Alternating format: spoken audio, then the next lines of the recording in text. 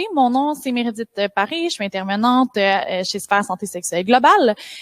Puis aujourd'hui, je suis ici pour vous parler de puberté et de sexualité à l'adolescence, mais également de votre rôle en tant que parent par rapport à cet aspect-là. Donc, exactement. Donc, parler un peu de Sphère rapidement. Là. Nous, on est un organisme qui offre des services en santé sexuelle pour différentes tranches d'âge, mais pour aujourd'hui, je vais vraiment plus spécifier que pour ce qui est la phase au niveau des adolescents. Entre autres, on offre des groupes de soutien pour les jeunes, justement, en questionnement sur leur identité, leur orientation, mais vraiment au niveau de l'identité sexuelle. Donc, jeunes non-binaires en questionnement, personnes trans, donc puis il y a également des groupes pour les parents de ces jeunes-là. Donc, super pertinent par rapport à l'identité et à la sexualité.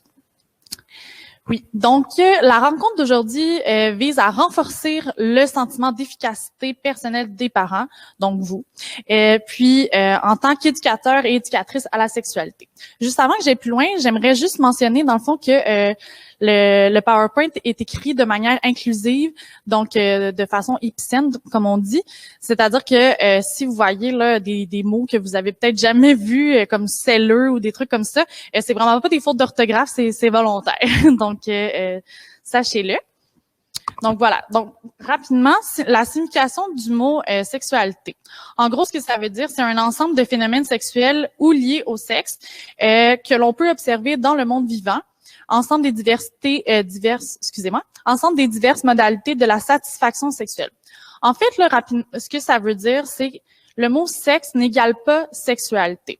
Quand on parle de sexualité, on va vraiment parler de plusieurs sphères. Ça englobe beaucoup de choses, tandis que le sexe, par exemple, c'est vraiment plus lié notamment aux organes génitaux, à l'acte sexuel, alors que la sexualité, c'est vraiment là, c'est vraiment large. Donc, on va y aller plus précisément.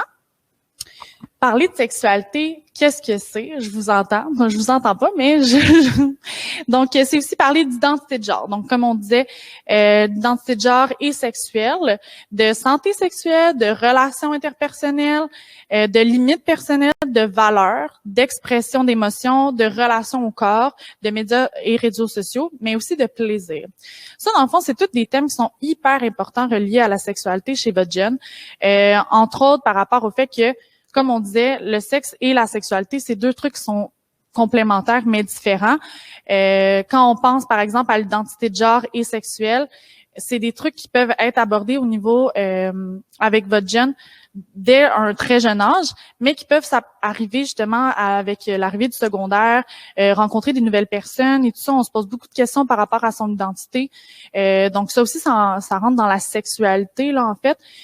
Puis ça peut emmener beaucoup de questionnements autant chez le jeune que chez vous.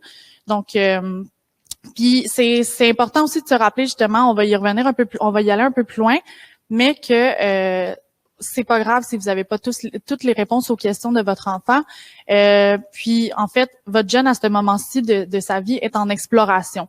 Donc, vous vivez ça avec votre enfant, puis c'est important de le nommer un peu comme la présentation juste avant. C'est de nommer, en fait, nos limites à nous aussi par rapport à nos connaissances, puis d'être en mesure de dire, ben j'ai pas toutes les réponses, mais je suis dans l'ouverture, dans l'accueil de tes questionnements, puis dans le respect, puis d'offrir cet espace-là. Donc, comme je disais, on va y revenir par rapport au rôle, là, plus précisément, un peu plus loin. Donc, dans ce qui est des relations interpersonnelles, on va considérer aussi les amis, les amitiés, les premières relations amoureuses, entre autres, mais aussi, c'est ça, tu sais, par rapport à le rapport à l'autre. Donc, ça, c'est vraiment important quand le jeune, dans le fond, du passage du primaire au secondaire, même au primaire, ça peut arriver aussi là au niveau des premières amours, les petits crushs, comme on dit. Ben au secondaire, ça va vraiment un peu plus te faire ressentir. Puis quand on parle de relations interpersonnelles, on peut aussi penser à orientation sexuelle aussi. Donc, tous ces aspects-là, c'est vraiment des trucs qui vont être présents et c'est ça, qui va être présent. Puis c'est ça, c'est normal de nous en tant que parents, pas trop savoir où se placer, donc on va vous accompagner là-dedans.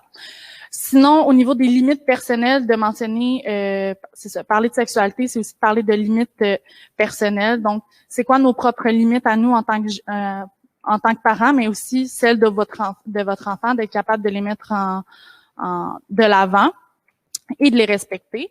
Nos valeurs, bon, les valeurs de votre enfant, c'est aussi souvent les vôtres, parce que c'est des trucs qui se partagent dans la famille. Donc, ça, c'est important de les prendre en considération. Sinon, comme je disais, les expressions d'émotions, les relations au corps, donc tous les changements au niveau de la puberté, ça peut emmener plein d'inconfort au niveau de notre confiance en soi, mais aussi d'autres fois, vraiment, c'est comme plus un aspect plus positif. Là, il n'y a pas juste, des malaises ou quoi que ce soit, mais c'est ça, ça peut. Puis un lien avec les médias sociaux, des fois il y a la comparaison et tout ça. Donc tout ça là, c'est vraiment tout de la sexualité. Puis là, j'allais oublier le plus important, le plaisir. Le plaisir en lien avec la sexualité, c'est hyper important d'en faire mention parce qu'on l'oublie trop souvent, mais c'est hyper important. Donc, plus précisément, au niveau de la puberté, pour ce qui est des changements physiques possibles, là, il est écrit possible, en fait, c'est juste parce que ça veut pas dire chaque enfant, chaque adolescent va avoir des changements physiques qui vont lui être propres, puis dépendamment de plein de facteurs, il peut avoir des différences. Donc, parmi ceux-ci, évidemment, on a la poussée de croissance, on a le développement des seins, souvent un sein qui va se développer avant l'autre, ce qui est totalement normal. Donc, petite parenthèse, juste de rappeler au niveau avec votre jeune, dans le fond, que tous ces changements-là ils ont un rythme différent d'un enfant à l'autre, même frère, sœur, tu sais, de pas se comparer, c'est hyper important, ni avec les amis et tout ça. Sinon, si je continue, apparition des poils au pubis, aux aisselles, sur les jambes, au niveau du visage également. Augmentation de la transpiration, on va le remarquer beaucoup justement à l'adolescence. La peau, les boutons, les cheveux un peu plus gras, l'apparition des pertes vaginales avant les menstruations. Donc, tout ça, c'est des changements super normaux. Le début des menstruations également, la croissance et modification des testicules, allongement du pénis, changement de la voix, elle devient plus grave, croissance des muscles et élargissement des épaules, érection plus fréquente le jour et la nuit, puis les premières éjaculations également. Donc, tout ça, c'est des changements possibles, comme je l'expliquais, puis ça peut vraiment arriver à différents moments au niveau de l'adolescence. Donc, si je pense par exemple aux menstruations, des trucs comme ça. Puis quand on pense aussi également à l'identité de genre, ça peut amener plein de réflexions. Aujourd'hui, j'irai pas là, mais comme je disais, c'est normal d'avoir des questions là, par rapport à tout ça. Donc, voilà, pour les changements physiques. Pour ce qui est des changements psychologiques maintenant, ça fait un peu de lien avec la présentation d'avant.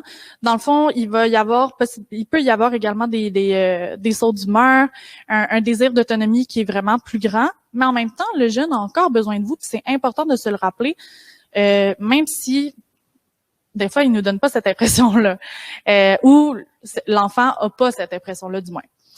Sinon, il va chercher à établir une distance avec nous puis avec la famille. Donc, ça aussi, des fois, les changements d'amis également, changements de gang ou quoi que ce soit.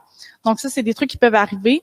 Puis, c'est totalement normal parce que, par exemple, les intérêts peuvent changer, par le rapport à ses frères-sœurs également. C'est ça. Donc, s'ouvrir aux autres et à la fois vouloir être seul. Le niveau par rapport à l'intimité, là, ça, c'est hyper important. Il y a beaucoup de jeunes à l'adolescence qui vont chercher à peut-être un peu plus se retirer ou à être un peu plus seuls, mais c'est pas nécessairement signe de mal-être ou de que ça va pas bien, en fait. On doit pas toujours s'inquiéter de ça parce que c'est normal. Toutefois, là où ça peut devenir inquiétant, en fait, c'est si vraiment il y a vraiment une coupure totale ou que il y a des comportements qui sont amenés, qui sont différents liés au fait de se retirer. Donc voilà. Sinon, être plus réservé et vouloir plus d'intimité, c'est un peu ce que je disais plus tôt. Ça, c'est totalement normal, là, sachez-le. Un peu comme la présentation d'avant nommait, le fait de cogner à la porte, de mettre ses limites, mais aussi d'entendre celles de votre jeune. Au même titre que vous, on parle de chambre. Là, la chambre, c'est vraiment important à l'adolescence. L'espace que le jeune a à lui ou à elle. Donc ça, c'est important. Sinon, c'est ça, être plus réservé et vouloir plus d'intimité, ça je viens de le dire. Être plus curieux, curieuse par rapport à la sexualité. Dans le fond, votre adolescente, ça va être normal qu'il se pose beaucoup de questions, puis pas nécessairement à vous, en fait. Ça sera pas toutefois pas toujours la direction qu'il va prendre. Mais dans d'autres cas, oui. Puis sachez que c'est ça, vous êtes un modèle et un rôle important dans sa vie par rapport à ses questionnements et tout ça, mais aussi, comme je disais, un modèle donc de référent. Être plus préoccupé et soucieux par son apparence. Donc, comme je disais plus tôt, les changements, par exemple, physiques, peuvent amener justement ces préoccupations-là, qui sont totalement normales, mais c'est ça, on va y revenir un peu plus tard. Sinon, désirer plaire et être amoureux, amoureuse, ça c'est aussi une grande partie de la vie de votre adolescent à cet âge-là. Le rapport aux autres là, va prendre beaucoup de place dans certains cas, dans d'autres un peu moins, mais c'est ça. Donc, on va continuer. Bon, le rôle des parents maintenant. Donc, le rôle des parents dans l'éducation à la sexualité de leur enfant.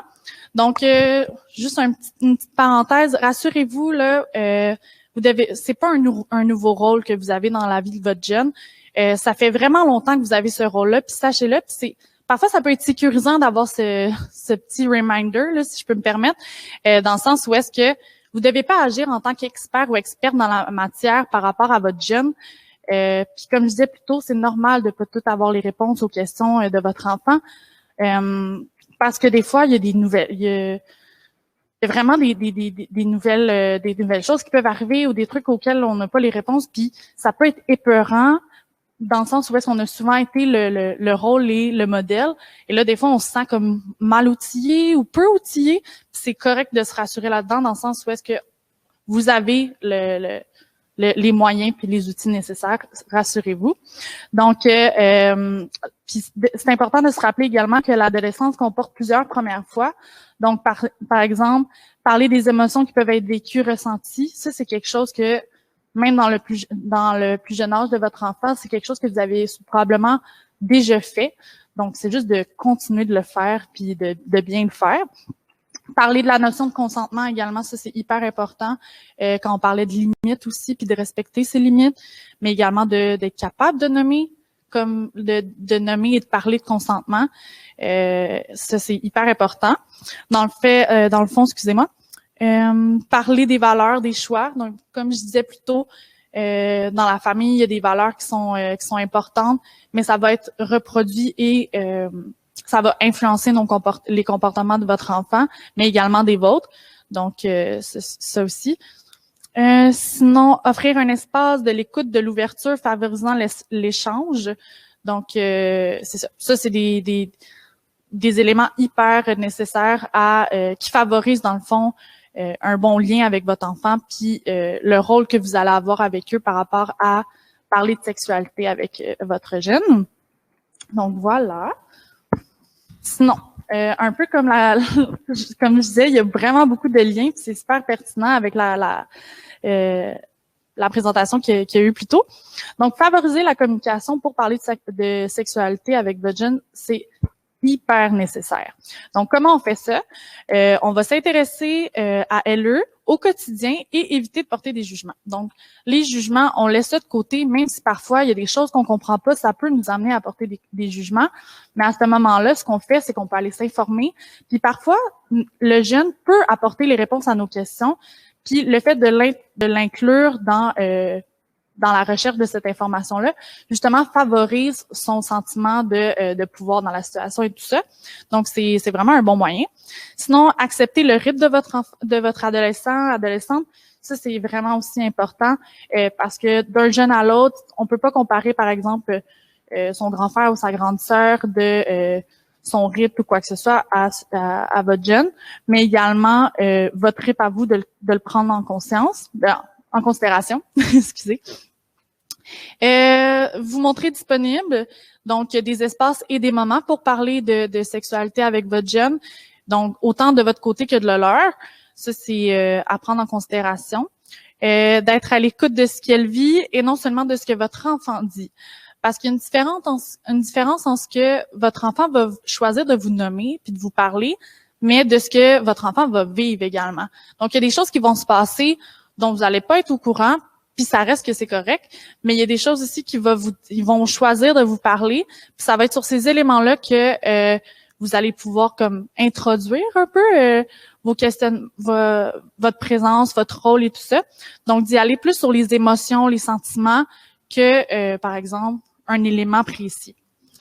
Sinon aussi, des fois, parfois, ça peut être vraiment plus facile d'introduire la discussion avec votre enfant par un biais plus informel. Par exemple, si je pense à des émissions de télévision, tantôt on parlait de réseaux sociaux, donc des vidéos TikTok, une page Instagram, une situation qui a été vécue par un de ses amis, une amie, à l'école, cousin, cousine, un membre de la famille, une émission de radio. Donc, tout ça, c'est des bons moyens puis une bonne direction pour pouvoir justement aborder des sujets avec votre enfant qui parfois peut nous mettre mal à l'aise aussi, tu sais.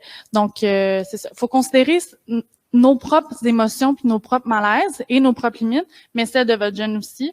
Donc, c'est prendre tout ça en considération quand vient le temps de parler de sexualité avec son jeune.